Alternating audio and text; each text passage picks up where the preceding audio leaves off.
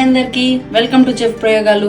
ఈరోజు నేను మీకు వేడి వేడి రొయ్యల కర్రీ టేస్టీగా అద్భుతంగా ఎలా చేసుకోవాలో చేసి చూపించబోతున్నాను. ఇది మీరు ఫస్ట్ టైం ప్రిపేర్ చేసే వాళ్ళు కూడా మన వీడియోని కనుక చూసినట్టయితే పర్ఫెక్ట్గా నేను చెప్తాను. టొమాటో కానీ ఏదైనా కూడా పర్ఫెక్ట్ కొలతలతో చెప్తాను. యాజ్ ఇట్ ఈజ్ మీరు అలానే కనుక చేసినట్టయితే నెవర్ బిఫోర్ ఎవర్ ఆఫ్టర్ అంటారనమాట. అంత బాగుంటుంది. ఒకసారి ఖచ్చితంగా ట్రై చేయండి. మరి ఇంకెందుకు ఆలస్యం, ప్రాసెస్లోకి వెళ్ళిపోదామా. ఇలా రొయ్యల్ని మొత్తం వెనక ముందు ఇలా మొత్తం నార తీసేసుకొని నీట్గా క్లీన్ చేసి పెట్టుకోవాలి. మీ ఇష్టం, మీరు ఇలా అయినా కడుక్కోవచ్చు, లేదు కొంచెం పసుపు వేసి కడుక్కుంటానంటే అది మీ ఇష్టం. ఇవి నేను 1/2 kg తీసుకున్నాను. ఈరోజు 1/2 kg రొయ్యలు కర్రీ చేస్తున్నాను.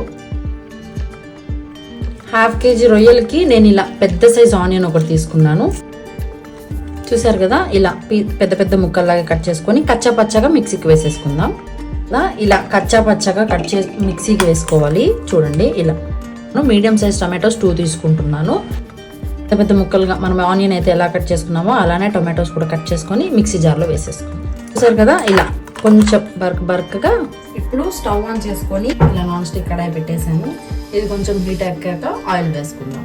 హీట్ అయిన తర్వాత ఒక 2 టేబుల్ స్పూన్స్ ఆయిల్ వేస్తున్నాము. ఫస్ట్ మనము ఈ ప్రాన్స్ని ఆయిల్లో ఫ్రై చేయడానికి అని చెప్పేసి నేను కొంచెం ఆయిల్ వేసాను. ఇప్పుడు నేను ప్రాన్స్ వేసేస్తున్నాను. లో ఫ్లేమ్లోనే ఫ్రై చేసుకోవాలి, ఎందుకంటే వీటికి స్టిక్ అవ్వకుండా ఉండాలని ఫ్లేమ్లోనే కుక్ చేయాలి అని చెప్తున్నాను. ఒక చిటికెడు పసుపు వేస్తున్నాను. ఒక 1/2 టేబుల్ స్పూన్ దాకా సాల్ట్ కూడా యాడ్ చేస్తున్నాను. మనం ఏమి వాటర్ వేయనవసరం లేదు. ఈ ప్రాన్స్లో నుంచే మనకి 2 గ్లాసెస్ వాటర్ దాకా వస్తాయి. సో మీరు వాటర్ ఏం యాడ్ చేయనవసరం లేదు. వీటిని లో టు మీడియం ఫ్లేమ్లో పెట్టుకుంటూ ఫ్రై చేసుకోండి. అవి వాటర్ మొత్తం వినికిపోయేదాకా మనం ఫ్రై చేయాలి. మూత పెట్టకుండానే ఫ్రై చేయాలి. మూత పెడితే ఇంకా ఎక్కువ వాటర్ వచ్చేసి ఇవి లోపలే కుక్ అయిపోతాయి అన్నమాట. చూసారా ఎన్ని వాటర్ వచ్చాయో ప్రాన్స్లో నుంచి. చూసారా, వాటర్ అంతా పోయి మొత్తం ఎలా వాటర్ అన్ని పీల్చేసుకొని ఎంత బాగా వచ్చేసాయో.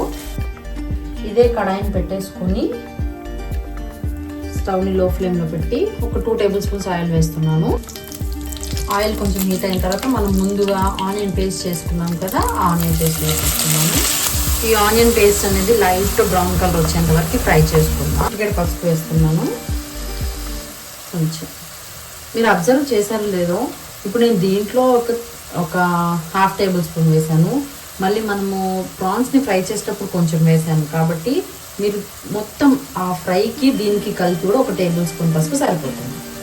సో మనం ఈ స్టేజ్లోనే మనం టమాటో ప్యూరీ వేసేసుకుంటాం.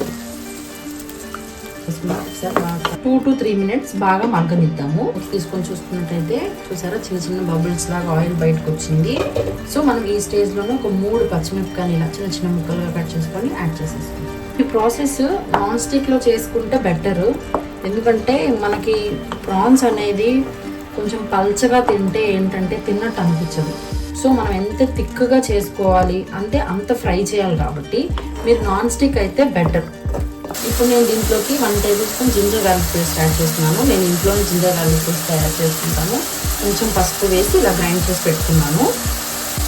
ఈ జింజర్ గార్లిక్ పేస్ట్ కూడా వేసేసిన తర్వాత ఒకసారి బాగా కలిపేసుకొని మళ్ళీ ఇంకొక 1 నిమిషం పాటు మళ్ళీ మూత పెట్టేసుకొని మగ్గనిద్దాం.